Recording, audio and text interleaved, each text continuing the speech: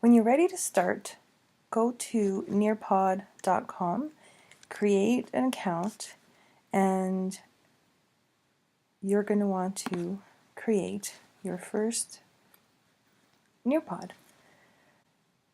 So the first thing you want to do is locate the PowerPoint presentation that you are going to use and just drop it right there.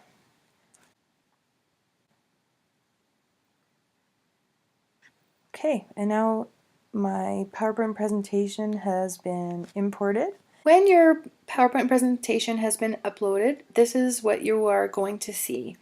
You can use this button here or the one on top, it does the same thing, to now go in and add the different activities that you want. When you click on it, you have three different options. The first one is choosing to add some different content. Sometimes it's already provided by Nearpod. I'll let you guys explore this a little bit, but for example, Nearpod 3D, there's different objects that they have created, and when the screen comes up, students will be able to rotate those objects and see them as though they were in 3 dimensions. And so there's a few different ones here that are available, and you can use those to add to your presentation. You can also add field trips. This one is actually kind of interesting. There's different field trips that they've done. So basically it means that they'll get a view of a certain location and they'll be able to scroll through it and look 360 degrees around. So for example, if I were to take you guys to, let's say, the Eiffel Tower,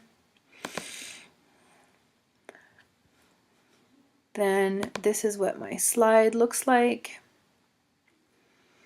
And I can preview it.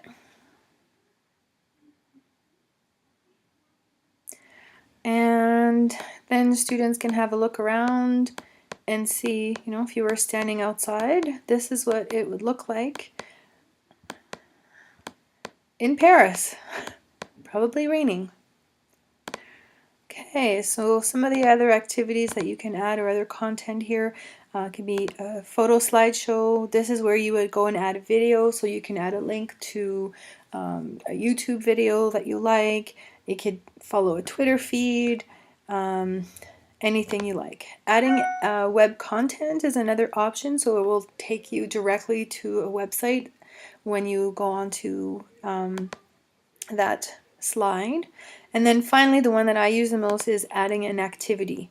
So each one of these are different options and they allow for different activities. So you can ask the students an open-ended question, they will post and type their answers, and you can see their individual responses. A poll, you ask them a question that is like a multiple choice question, and then the results will be displayed in the form of a chart.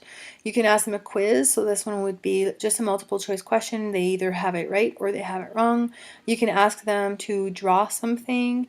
Collaborate is a way to ask them a question and they will get to post their answers, but they'll get to see what everybody else is writing. You can have them fill in the blank, and there's a little game that they can do as well. It's a memory test. So for example, I could start by adding a open-ended question for you guys today. I'm going to ask you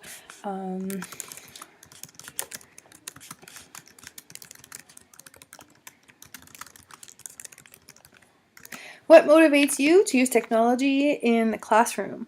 If I wanted, I could add an image that would go with this photo. There isn't one that's needed right now. When I save it, the slide is automatically saved at the end of my presentation. And then I'm going to go in and insert it in the order where I want. And I want it to be here. And let's say this was for my PowerPoint presentation. I don't want this slide anymore. I can just delete it.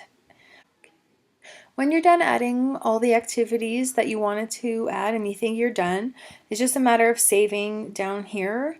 You can preview it, and you also have the possibility of sharing this with any other teacher that wanted to use the presentation that you had, and you can even publish it on their site and other teachers could use it from anywhere around the world where they're using this. So I'm just going to save and exit, and then you get to see, this is my library of all my presentations that I've made. And when you're ready to use it, you have two different options. If you're planning on using it as a live session in the classroom, all the students are sitting with their devices, then you would press the live lesson and a code is immediately generated. This is what you have to share with your students.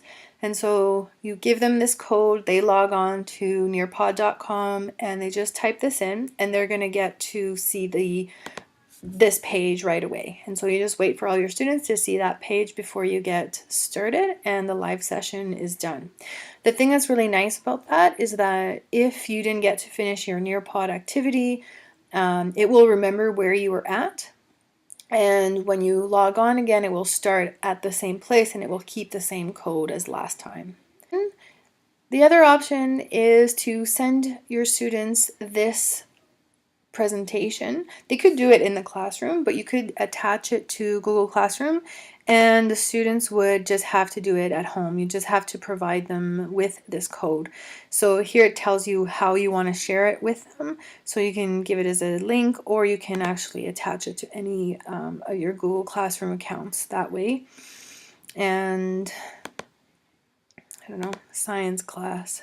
And I would tell them if it's an assignment, a question, or an announcement. And I'm not going to do that because I don't want them to see this presentation.